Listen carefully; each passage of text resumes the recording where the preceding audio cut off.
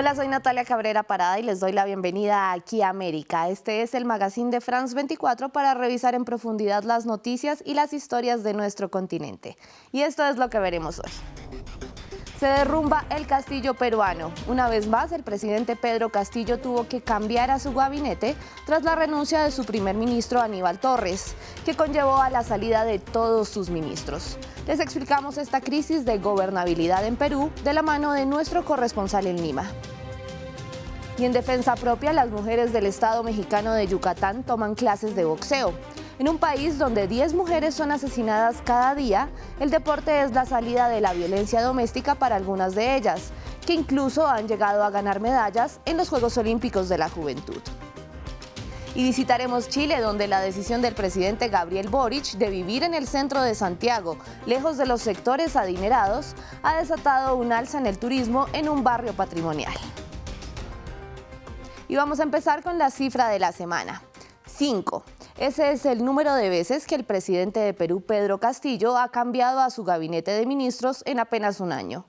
El nuevo episodio de la serie de crisis que atraviesa el país llegó con la renuncia del primer ministro Aníbal Torres, que obliga a todos los ministros a presentar la suya. El quinto cambio de gabinete deja en evidencia una vez más no solo la dificultad para gobernar del mandatario peruano, sino la ingobernabilidad de la nación, que ha tenido precisamente 5 presidentes en 5 años. Castillo es el primero en ejercicio en ser investigado por la Fiscalía, no solo en uno, sino también, adivinen, en 5 casos, 4 de ellos activos. Justamente esta semana el mandatario acudió ante el Ministerio Público junto con sus abogados y defendió su inocencia de presunto tráfico de influencias en el caso de los ascensos en las Fuerzas Armadas. Primero, a decir que no soy parte y no formo ninguna red criminal. Eso le he dicho el día de hoy a la fiscal de la Nación. Y le he dicho que voy a demostrar en cualquier espacio, aquí, allá y donde sea, mi inocencia. Yo no cometí a nadie he robado, a nadie he matado.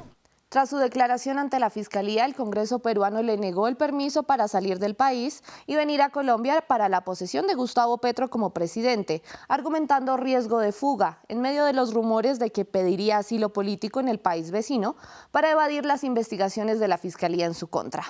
Vamos a Lima con nuestro corresponsal Francisco Zacarías. Francisco, ¿sigue esta crisis perpetua? ¿Va a terminar Pedro Castillo el mandato? El Congreso de Perú hasta el momento no puede reunir los 87 votos que se necesitan para someter al presidente Pedro Castillo a un proceso de vacancia presidencial. Sin embargo, el Parlamento alista una acusación contra el mandatario por presunta traición a la patria, por ofrecer una salida al mar para Bolivia en territorio peruano. La estrategia es aprobar la acusación para luego invocar al artículo 117 de la Constitución peruana, que establece que el presidente puede ser procesado durante su periodo por traición a la patria. Mientras tanto, la Fiscalía interrogará a Pedro Castillo el 9 de agosto por supuesta obstrucción a la justicia y presunto tráfico de influencias. La permanencia de Castillo en la presidencia de Perú se vuelve incierta. Sus antiguos colaboradores son hoy sus principales verdugos. Bruno Pacheco, el exsecretario presidencial, lo acusó de presuntamente cobrar $20.000 en los ascensos a generales en la policía y también de recibir $8.000 procedentes de un empresario para nombrar a una persona como miembro del directorio de la empresa estatal de petróleos, según fuentes del Ministerio Público. La Fiscalía de Perú acumula 5 investigaciones seguidas a Pedro Castillo. En 3 de ellas lo acusa de ser cabecilla de una organización criminal, pero estos cargos no son suficientes para llevar a Castillo a un tribunal, porque el mandatario goza de inmunidad.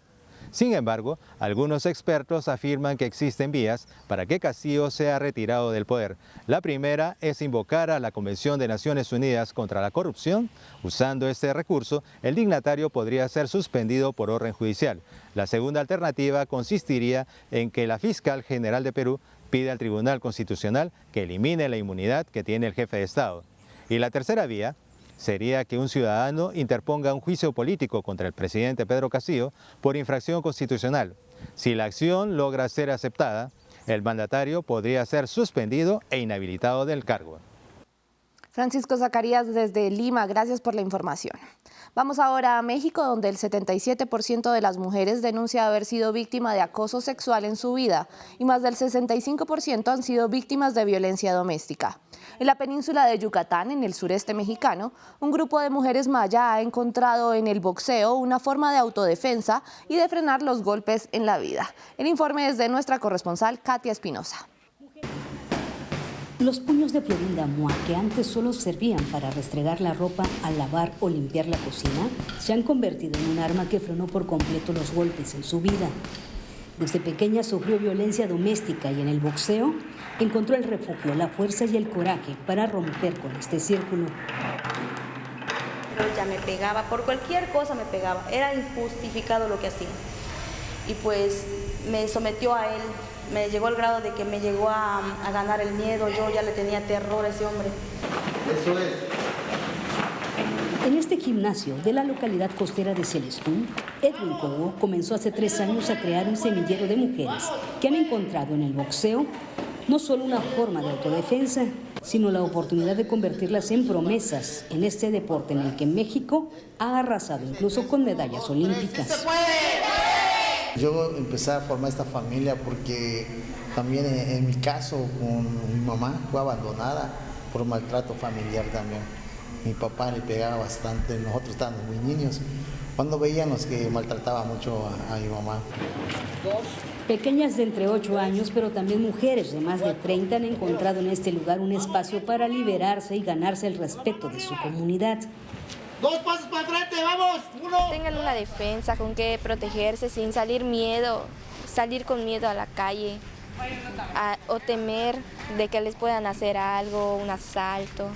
Gracias a este deporte, ahora Florinda tiene una perspectiva diferente de vida. Pues yo lo creía, pues la mujer solo es para la casa y aún así no. Pues sí es verdad, pero pues no hay que usar la violencia. Y pues gracias a ellos desperté de todo. Pues así como soy ama de casa, también trabajo. Mujeres con la guardia en alto que quieren ser ejemplo para las demás, que intentan romper el círculo de violencia, aprendiendo a defenderse, a ganarse el respeto, pero sobre todo, a poner un alto a los golpes y al acoso. Y vamos a Centroamérica porque crece el cerco de los gobiernos a las voces críticas. Y no se trata de ideologías de izquierda o de derecha, sino de una forma aparentemente generalizada de callar a la oposición. Miren, en Nicaragua la policía le impidió al obispo Rolando Álvarez salir de la casa cural de Matagalpa para presidir una misa tras el cierre de varios medios de comunicación católicos. El religioso acusa al presidente Daniel Ortega de querer una iglesia muda que no denuncie las injusticias en el país. He querido salir a la catedral a hacer la hora santa, la Santa Misa, pero obviamente las autoridades superiores no han dado permiso. Nos encontramos aquí 6 sacerdotes, 6 laicos que nos tienen encerrados en la curia episcopal. Aquí vamos a permanecer sin irrespetar a la policía. Nunca la hemos irrespetado. Mientras tanto, en Guatemala comenzó la audiencia en contra del periodista José Rubén Zamora, quien fue capturado por supuesto lavado de dinero, mientras que organizaciones internacionales denuncian que se trata de una violación a la libertad de prensa, pues Zamora es un crítico del presidente Alejandro Yamatei por sus señalamientos de corrupción. Les mencionaba que el cerco a la oposición no está relacionado con posturas de izquierda o de derecha, ya que Yamatei es considerado conservador. Es una manera de desarticular la defensa que tiene mi padre. Y otra vez, o sea, lo he dicho varias veces, esto es un ataque sistemático que se ha hecho contra las diferentes personas que han mostrado ideas disidentes contra el gobierno de Guatemala. Finalmente, en El Salvador, el presidente Nayib Bukele aseguró que su nación vive en paz por primera vez en décadas, luego de revelar cifras de la policía según las cuales no se han registrado homicidios en los últimos días. Con esta declaración, Bukele defendió su polémico estado de excepción, que es cuestionado por organizaciones defensoras de los derechos humanos que critican que muchas personas fueron arrestadas bajo el argumento de pertenecer a pandillas sin hacerlo realmente.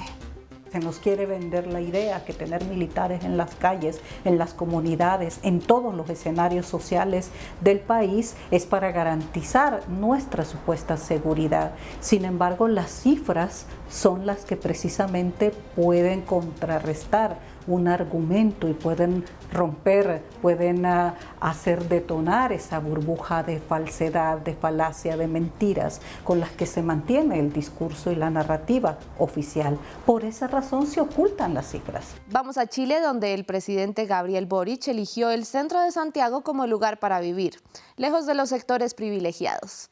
La llegada de Boric ha generado un resurgir del barrio patrimonial de Yungay y un alza en el turismo, especialmente nacional, en esa zona de la capital chilena. Veamos el informe de nuestra corresponsal Patricia Luna. En honor al triunfo de Yungay que había tenido el ejército chileno en la guerra contra la Confederación Perú-Boliviana. De ahí surge el nombre. Yungay vive un renacimiento. Este barrio de Santiago de Chile, que acoge casas patrimoniales, museos y residencias de artistas, ahora también atrae turistas por ser el lugar que escogió el presidente Gabriel Boric para vivir. De 60 años aproximadamente que un presidente de la República no reside en el centro de la ciudad. De hecho, el último antes de Gabriel Boric fue el presidente Jorge Alessandri, en la década de los 50. El barrio que eligió como residencia el presidente más joven de Chile es conocido por su eclecticismo y por ser el lugar de origen del intelectualismo chileno. No solo en el siglo XIX, sino en el presente también. Muchas de estas casonas fueron utilizadas antiguamente como talleres de grandes artistas, pintores, escritores, escultores, y el día de hoy también sigue siendo como tal. Hay un tour de Santiago que también pasa por la peluquería francesa, la segunda más antigua del mundo en operación después de una en Inglaterra. Aquí, la llegada de Boric les ha traído seguridad. La venida del presidente trajo sí, más orden, porque hay más presencia policial, hay carabineros constantemente que están rondando. El perímetro del carabinero, nosotros justamente estamos acá, él vive en la otra esquina más abajo. Entonces, la verdad, las cosas que yo diría, más que nada, hubo más orden ciudadano. El mítico restaurante francés del mismo dueño de la peluquería tiene a Boric entre sus clientes habituales. Me parece muy bien porque eso hace que la gente piense que el presidente es una persona más que nosotros, no tiene una gran mansión como los demás presidentes, que no viene en el barrio alto como los otros presidentes. Él es como antiguamente, bueno, yo no estaba, pero por la historia que yo he leído, como Alessandri.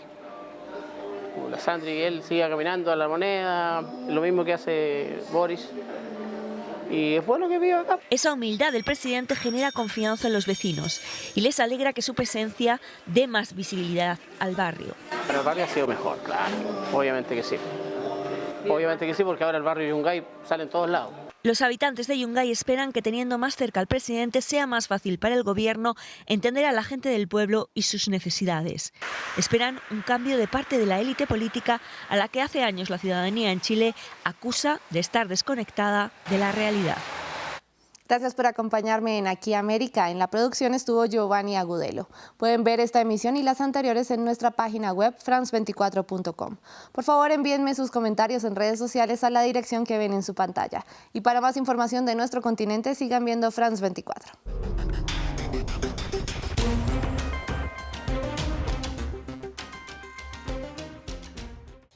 Bienvenidos a Santiago.